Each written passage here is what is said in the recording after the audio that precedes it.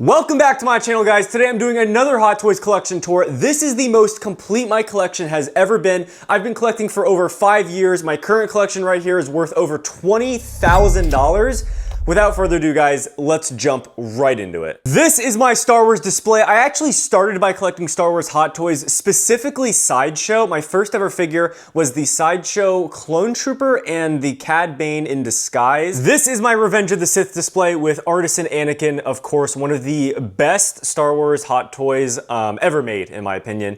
And then we have Revenge of the Sith Obi-Wan. This head sculpt actually does not come with the figure. This is the Clone Wars sculpt. I switched it out because the original one did not age that well. I do not think it looked that good. I even got the base signed by Ewan McGregor at Star Wars Celebration. I think that was the one in California. Right when the Obi-Wan show was coming out. So that was really cool. And like I said, this figure, now that it has this head sculpt, is perfect in my opinion. I think it looks amazing, and I'm very interested to see if they make a new one. They probably will. I don't know if it'll be Artisan like the Anakin, but these two together look incredible. And then here is my Clone Wars shelf, or technically Ahsoka. These are all from the Ahsoka show. I didn't love the show, definitely not as much as I like the Clone Wars, but since these are all the same characters just in live action, I think it just fits really well. We got Captain Rex, we have Anakin, of course, and then we have Ahsoka. And then we have my Attack of the Clones display. Attack of the Clones is definitely not my favorite Star Wars movie by any means, but the figures look all good, except the Mace Windu head sculpt. That's a little off. That might be a stunt double. I'm not too sure about that, but Jango Fett, incredible back there.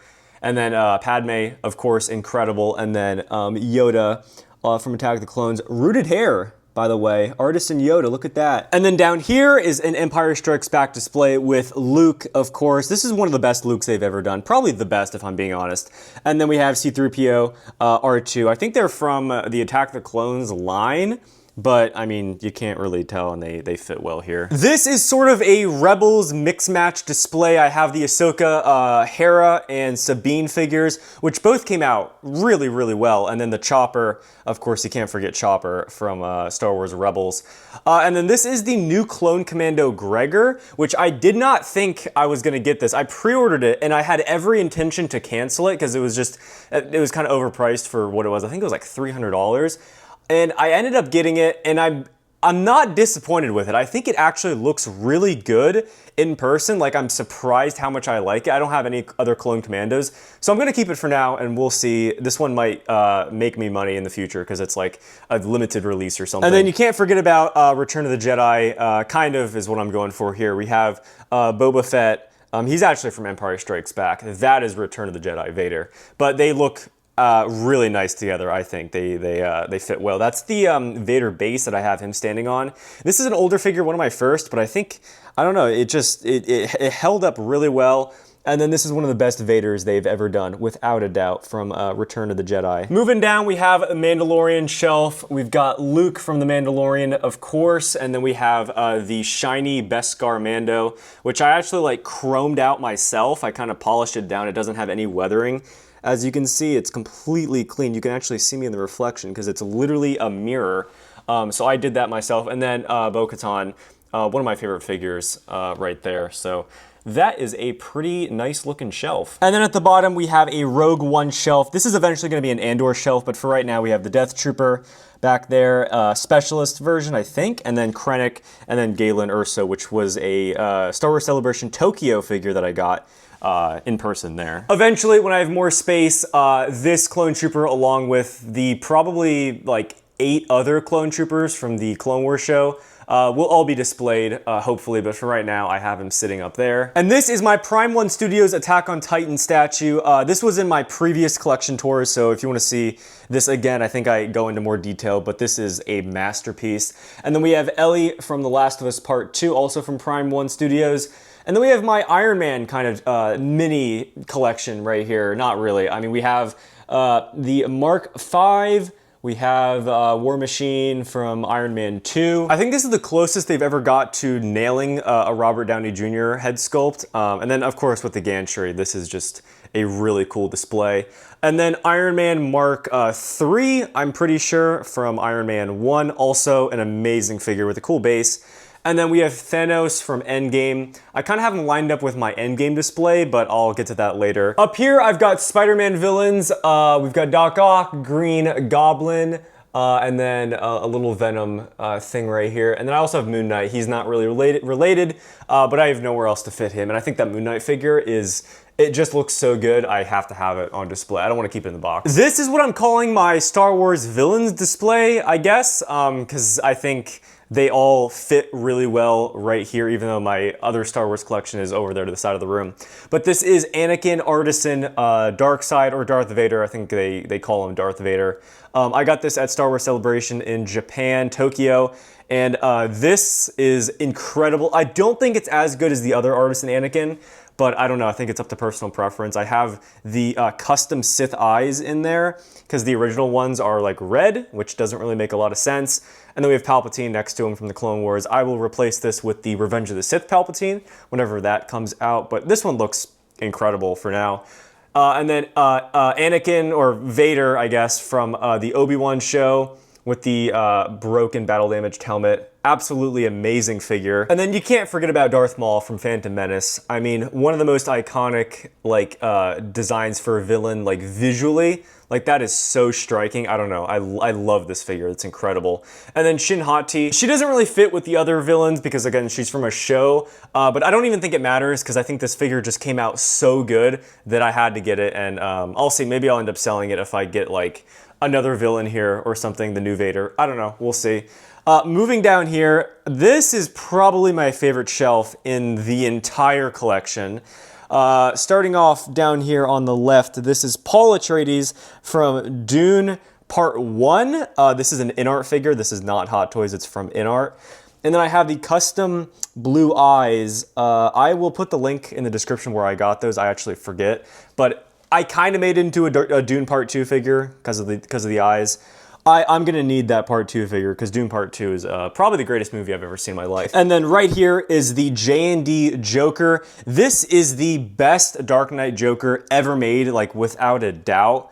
It is absolutely insane to see in person. It's fully like silicone, like the sculpt is silicone. It's not even like plastic. It's like you can mold it. I did a short on it if you want to check that out. But it is absolutely unreal.